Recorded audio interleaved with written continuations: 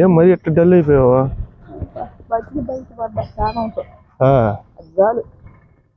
అట్టనే కాదు మామూలుగా మరి ఇంత అసలు అది జామకి వచ్చేసి బాగా లేకుండా ఇదే టయానికి 665 వచ్చింది షుగర్. ఎక్కువ అయిపోయిందా? షుగర్ తేజ్. అవును, రోజు మందులు వాడుతుంటా కదా. అసలు నాకు వచ్చిందని నాకే తెలియదు. మందులు వాడుతున్నావు అప్పుడు మామూలుగా రోజు? వాంతులు, విరేచనాలు, జ్వరం అన్ని గుడ్డల్లోనే అన్ని. అసలు ఏ 30 సూదులు పోసారో ఈ పొట్ట మీద. అమ్మ వచ్చేది పొడిచేది, వచ్చేది పొడిచేది. కూర్చోసేనమ్మా.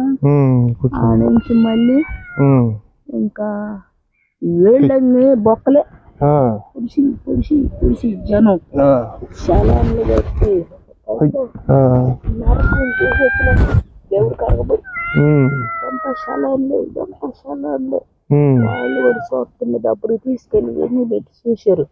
సూప్ అవపడుతుందా, వాళ్ళలో నెత్తిరి ఏమన్నా గడ్డలు కట్టిందా అని. నాకు అసలు ఏమీ తెలిసేది కదా అసలు.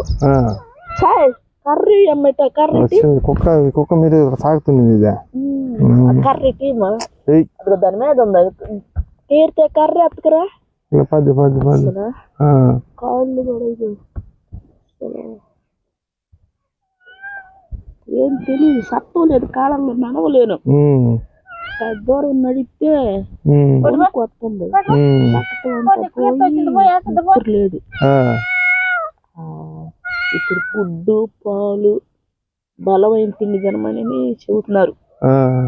అది జనాలు తిని కోలుకొని ఎందుకు అక్కడ ఆడేస్తున్నాను? ఆడవబోక నీకు మేమంతా లేమో ఏందాను. నాకు విషయం తెలియదు అసలు మామూలు వాస్తవంగా.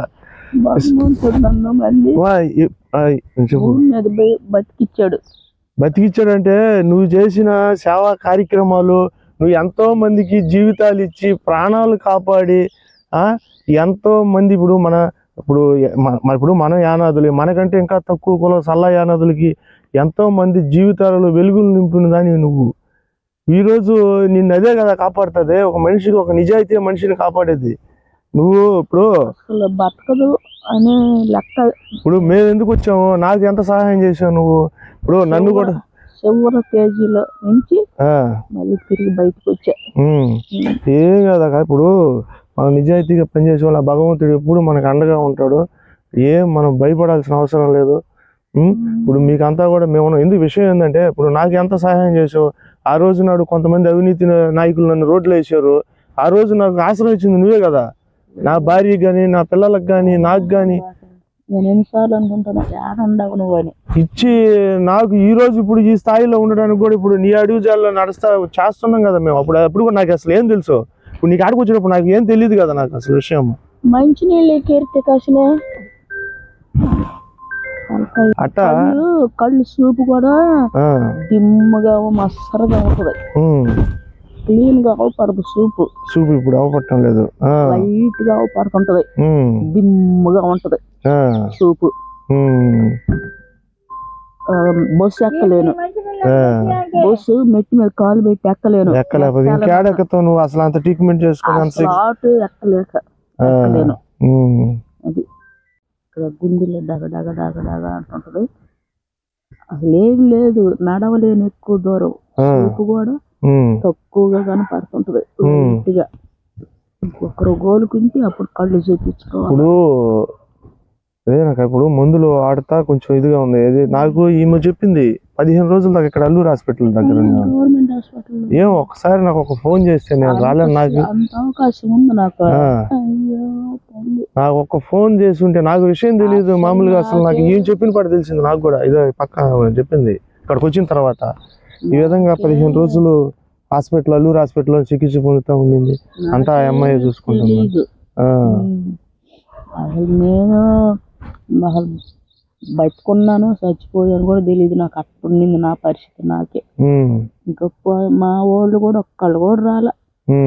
వాళ్ళకి కూడా ఇంత సీరియస్ అని తెలియదు.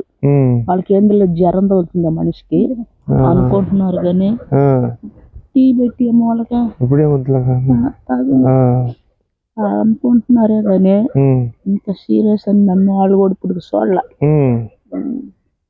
ఆటోలో బండి గవర్నమెంట్ హాస్పిటల్కి బాపట్లకి అనేది మా తమ్ముడు.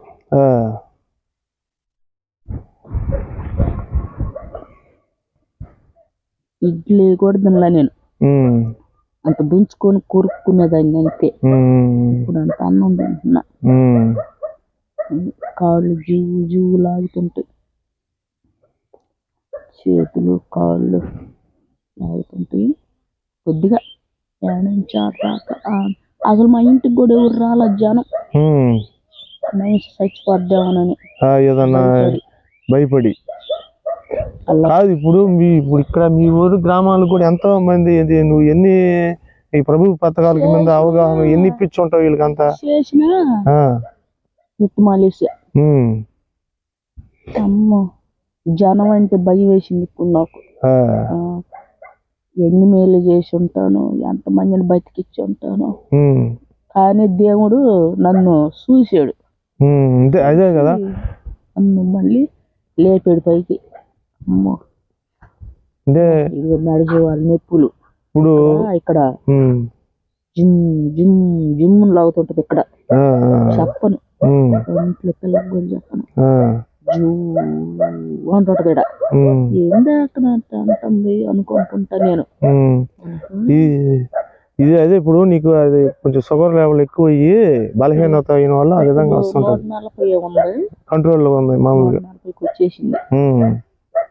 మొన్న పోయా మళ్ళీ చూసి వాళ్ళు మందులు నాకు, నేను మింగే మందులే మింగమన్నారు, షుగర్ మాత్రలు. ఆటోలో పొట్టుకొచ్చి పొనుకోబెట్టారు నన్ను. ఈ జాముకి నాకు 2 వాంతులు అయినాయి అంతే. చూసారు, ఇప్పుడు ఈమె ఒక నిజాయితీగా పనిచేస్తూ ఎంతో మంది నిరుపేద యానాదుల్లో వెలుగులు నింపుతూ ప్రభుత్వ పథకాలపై అవగాహన కల్పిస్తూ వారిలో చైతన్యం తీసుకొస్తూ ఎంతోమంది అనారోగ్య పాలైన వాళ్ళు కూడా హాస్పిటల్లో చికిత్స చేపించి ప్రాణాలు కాపాడిన బాపట్ల సత్యవతమ్మ గారు పరిస్థితి ఒక నిజాయితీగా పనిచేయడం వల్ల ఆమెను ఈరోజు ఆ భగవంతుడు అలాంటి అనారోగ్య కారణాల నుంచి చికిత్స నుండి క్షేమంగా బయట పడేయడం జరిగింది. ఆమె ఇప్పుడు బాధపడేది ఏంటంటే ఎంతోమంది నా వల్ల అభివృద్ధి చెందారు, నన్ను ఈరోజు నాడు పట్టించుకునే ఒక పరిస్థితి నాకు లేదు అని చెప్పి ఆమె బాధపడుతుంది. అంటే ఎంతోమంది నేను ఒక 30-40 సంవత్సరాల పైగా నా సాయి శక్తులతో నేను వారికి వెలుగులు నింపాను. కానీ కొంతమంది వ్యక్తులు కూడా నా వల్ల లబ్ధి పొందారు. కానీ ఇట్లాంటి పరిస్థితుల్లో నాకు అనారోగ్య కారణాలు ఎప్పుడు దీన పరిస్థితుల్లో నన్ను ఆదుకునే వాళ్ళు కూడా ఇప్పుడు లేరని చెప్పి కూడా ఆమె మనకి బాపట్ల సత్యవతమ్మ గారు ఆమె చూడండి, ఆమె ఏడుస్తుంది, కళ్ళల్లో నీళ్లు పడిపోతున్నాయి. కారణం ఏంటంటే ఆమె వల్ల కూడా ప్రయోజకులైన వాళ్ళు కూడా వచ్చి చూడలేదు, సొంత బంధువులు, అదేవిధంగా కొంతమంది వ్యక్తులు కూడా ఆమెను వ్యక్తిగతంగా ఉపయోగించుకున్నారు తప్పనిచ్చి ఒక నిరుపేద ఈ అనాథులకి సేవ చేసే విధంగా ఆమెని తీసుకెళ్ళలేదు. నన్ను వ్యక్తిగతంగానే వాడుకున్నారు, వాళ్ళు అభివృద్ధి చెందారు, నన్ను వదిలేశారు. కనీసం ఇప్పుడు నా ప్రాణాపాయ పరిస్థితుల్లో ఉన్నప్పుడు కూడా నన్ను ఆదుకునే పరిస్థితి ఒక నాదుడు కూడా లేడు అని కూడా ఆమె కళ్ళల్లో మనకి చెప్పలేకపోయినా కానీ విషయం తెలుస్తుంది. ఖచ్చితంగా ఆమె సహాయం పొందిన వాళ్ళు కూడా మేము ఉన్నాము.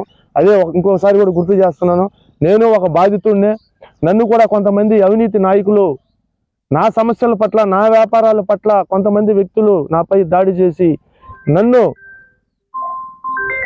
రోడ్డు పాలు చేసినప్పుడు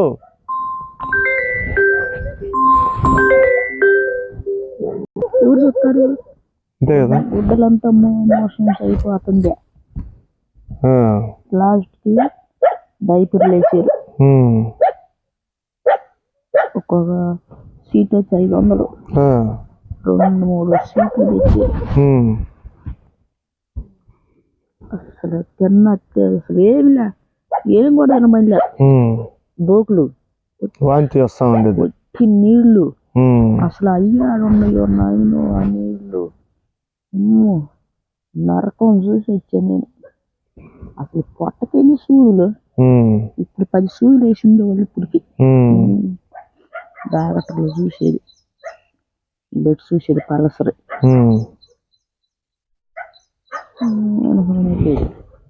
అంటే ఈ నేను కూడా ఒక బాధితుడిని. ఎలాగంటే నేను నాకు పెద్దోళ్ళు సంపాదించుకొచ్చిన ఆస్తులు ఏమి లేవు. కష్టపడి పనులు నేర్చుకొని వ్యాపారాలు పెట్టుకోవడం జరిగింది. కానీ కొంతమంది వ్యక్తులు చేస్తున్న అరాచకాలపై ప్రశ్నించినందుకు నా వ్యాపారాలన్నీ దెబ్బతీసి నన్ను భయంకరంగా నాపై దాడులు చేసి నా షాపులన్నీ మూయించడం జరిగింది. అలాంటి సమయంలో కొంతమంది కుల నాయకుల్ని ఆశ్రయించడం జరిగింది. వారు నా దగ్గర ఉన్న సాక్ష్యాధారాలన్నీ తీసుకొని ప్రత్యర్థులకు ఇచ్చి నాపై దాడులు చేపించి సొంత ఊర్లో కూడా లేకుండా చేయడం జరిగింది కొంతమంది అవినీతి కుల నాయకులు.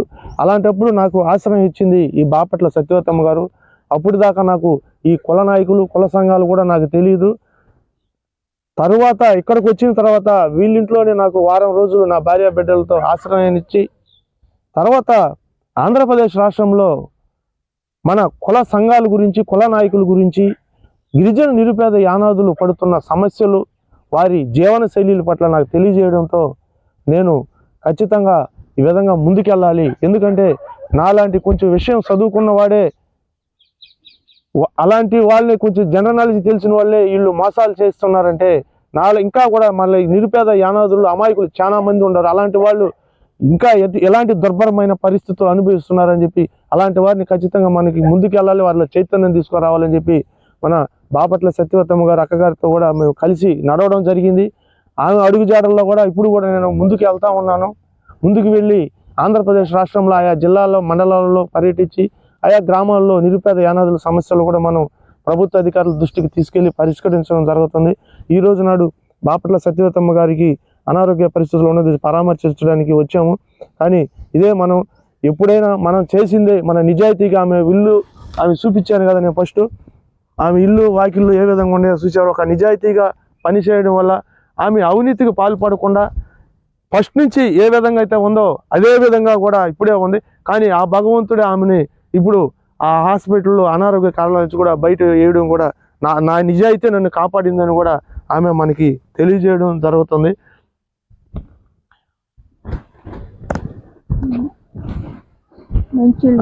నాకు పెట్టమని అడగట్లే, ఓదార్పు ఉన్నారు వీళ్ళు, నాకు మనోళ్ళు వచ్చారు అన్న ధైర్యం ఉంటది మాట. ఇప్పుడు నిన్న మెడికల్ సీన్ వచ్చాడు, నాకు కొద్దిగా ఒక్క ఊపిరి వచ్చింది. ఇవాళ మీరు వచ్చారు, ఇంకొకరు ఊపిరి వచ్చింది. మన కమిటీ వాళ్ళు ఉన్నారు, అత్తన్నారు, చూస్తున్నారు నన్ను అన్న ధైర్యం ఉంటది. చెబుతా, నేను ఇంత చేసేవాడా, ఒక్కళ్ళు కూడా వచ్చి నన్ను పలకరించిన వాళ్ళు లేకపోతే నేను చేసింది అంత ఎటుపోయింది. అసలు ఎటుపోయినారు మన నాయకులు, మన వాళ్ళు, నాతో కలిసి పనిచేసిన వాళ్ళు. ఎన్ని దందాలు చేసి ఉంటాం, ఎంత పోరాటాలు చేసాం. మరి ఒక్కళ్ళన్నా నన్ను గమనించాలి కదా, పలకరియాలి కదా. లేదయ్యా మీ ఆస్తులు నాకు ఏంటంటే అమ్మ అడగబోతే ఆస్తులు అడుగుతుంది అనుకోవటానికి అవి కూడా కాదు. మనిషికి మనిషి ఓదార్పు, ఒకరికొకరికి తోడు, అంతే కదా. అంతే కదా. నువ్వు ఏమి ఏడవబాక. ఇప్పుడు బాపట్ల సత్యవతి అక్క గారు ఏం కోరుకుంటున్నారంటే, నాతో ఎంతోమంది ప్రయాణం చేశారు, ఎంతోమందికి నాకు తెలిసిన సహాయం చేశాను. నిరుపేద యానాదుల్లో ఎంతో మందికి చైతన్యవంతులు తీసుకొచ్చి ప్రభుత్వ పథకాలు అందజేసి పక్కా గృహాలు కట్టించి యానాదులు మనోళ్ళు సంఘాల వాళ్ళు ఎంతో మంది చేస్తున్నారు. మన కమిటీ ఎన్ని సంఘాలు ఉన్నాయి, ఆ సంఘం నాయకులు అంటే ఆ సత్యవతి అక్క గారు అనేది ఏంటంటే, మనోళ్ళకి సరే నాకు జరిగిన విషయం తెలియలేదు, కానీ కొంతమంది నాతో ప్రయాణం చేసిన వాళ్ళు కూడా ఉంటున్నారు కదా, అలాంటి వాళ్ళు కూడా కనీసం ఈరోజు వచ్చి ఒక అనారోగ్య పరిస్థితుల్లో ఉన్నప్పుడు కానీ, హాస్పిటల్లో ఉన్నప్పుడు కానీ, ఇంటి దగ్గరకు వచ్చినప్పుడు కనీసం పలకరింపులు కూడా లేదు. నేను నిజాయితీగా పనిచేశాను. ఇప్పుడు నా ఇల్లు వాకిళ్ళు చూడొచ్చు, నేను అవినీతిగా పనిచేస్తున్నది, నా ఇల్లు వాకిలు ఈ విధంగా కనీసం ఇట్లా చూడండి, ఆ పారి వాళ్ళు కూడా కట్టుకోకుండా ఆ ఇల్లు ఆ పట్ల కట్టుకొని నివసిస్తున్నామే. నేను అవినీతికి నిజాయితీగా పనిచేశాను, నాతో నడిచిన వాళ్ళన్నా నాకు పలకరించిపోతే నాకు అదే ధైర్యంగా ఉంటుంది అని మనకి తెలియజేయడం జరుగుతుంది. ఆ బాధ వెళ్ళబెచ్చడం కూడా మీరు చూస్తూ ఉన్నారు, వింటూ ఉన్నారు. అంటే నేను ఎవరు సహాయం అంటే నేను ఏది ఆశించట్లేదు, నేను నిజాయితీగా పనిచేశాను, నాకు కావాల్సింది ఓదార్పు. నాతో నడిచిన వాళ్ళు కూడా ఈరోజు వచ్చి నన్ను పలకరించడం నేను ధైర్యాన్ని కోల్పోతున్నాను, మనోధైర్యాన్ని కోల్పోతున్నాను అని మనకి మెలికా శ్రీనివాస్ యానాది మహానాడు వాళ్ళు వచ్చారు పలకరించారు, పొద్దు కూర్చుంది దాకా కూర్చున్నారు, మాట్లాడారు, నా చేతులు 10 రూపాయలు పెట్టారు, వెళ్ళిపోయారు. వాళ్ళు ఏమన్నారు, నువ్వు భయపడబాక, నువ్వు జాగ్రత్తగా ఉండు అని చెప్పి వెళ్ళారు. ఇవాళ మీరు వచ్చేసారు, చదువుతున్నా, ఇవాళ మీరు వచ్చారు, ఆహా ఇప్పుడు మనోళ్ళు వస్తున్నారు, నన్ను పలకరిస్తున్నారు, ఇప్పుడు మీరు వచ్చి నాకు ఇంకొత్త ధైర్యమే కదా నాకు, మనోళ్ళు సంఘం నాయకులు మనోళ్ళు ఉన్నారు వస్తున్నారు అని. అట్లా ఎంతమంది లేరు నాయకులు ఉన్నారుగా. కానీ అంటే నీ ద్వారా లబ్ధి పొందిన వాళ్ళు, నీ ద్వారా సహాయం పొందిన వాళ్ళు, నీ ద్వారా నాయకులు అయిన వాళ్ళు ఎంతో మంది ఉన్నారు కదా. మీటింగులకు కూడా ఎంత పోరాటాలు చేసి ఉంటాం, ఎంత వ్యవహారాలు చేసి ఉంటాం, ఆ నాయకులు అంత మనల్ని ఇవాళ మర్చిపోయారు. అది ఆమె బాధపడుతుంది. నేను వాళ్ళు ఆస్తులు అంతస్తులు కోరుకోవటం లేదు, నా ఇల్లు వాకిలు చూశారు కదా, నేను 30-40 సంవత్సరాలుగా పైగా మన యానాదుల సమస్యలపై నిత్య పోరాటం చేస్తున్నాను, నాకు కావాల్సింది ఓదార్పు, ఒక పలకరింపు. కానీ నాతో నడిచిన వారే ఇప్పుడు నన్ను కనీసం పలకరించే పరిస్థితులు కూడా లేదు అని ఇదే నాకు బాధ ఎక్కువగా ఉంది. కానీ నేను అనారోగ్య కారణాలు అయ్యి హాస్పిటల్లో చికిత్స పొంది ఏదో ఆ భగవంతుడి దయ వల్ల నేను చేసిన నిజాయితీ ద్వారా క్షేమంగా ఇంటికి రావడం జరిగింది. కానీ దాంట్లో బాధ లేదు. కానీ ఇలాంటి పరిస్థితుల్లో నన్ను ఒక్కరు కూడా కొంతమంది వస్తున్నారు, ఇంకా నా చేతులలో నేను ప్రయాణం చేసిన, నా ద్వారా ప్రయాణం చేసిన వాళ్ళు వచ్చి కూడా కనీసం ఫోన్ ద్వారా కూడా పలకరించలేదని చెప్పి బాపట్ల సత్యవతక్క గారు ఆమె భావోద్వేగం బయటికి మనకి ఆమె బాధ దుఃఖం బయటికి వ్యక్తపరచడం జరుగుతుంది. మేము తెలియజేసేది ఏంటంటే పిఎన్ యానాది మహానాడు తరపున బాపట్ల సత్యవతక్క గారితో ప్రయాణం చేసిన వారు ఆమెని గమనించి పలకరించి పోవాలని మేము పిఎన్ యానాది మహానాడు తరపున మేము తెలియజేయడం జరుగుతుంది. ఏంటంటే ఆమెకి ఒక ధైర్యం, ఒక పలకరింపు, మిమ్మల్ని ఎవరిని మర్చిపోలేదు ఆమె, మీ అందరి పేర్లు చెప్తుంది, కానీ మీకు ఆమె గుర్తుకు రాకపోవడం చాలా బాధాకరం అని చెప్పి మేము కూడా బాధపడుతున్నాము.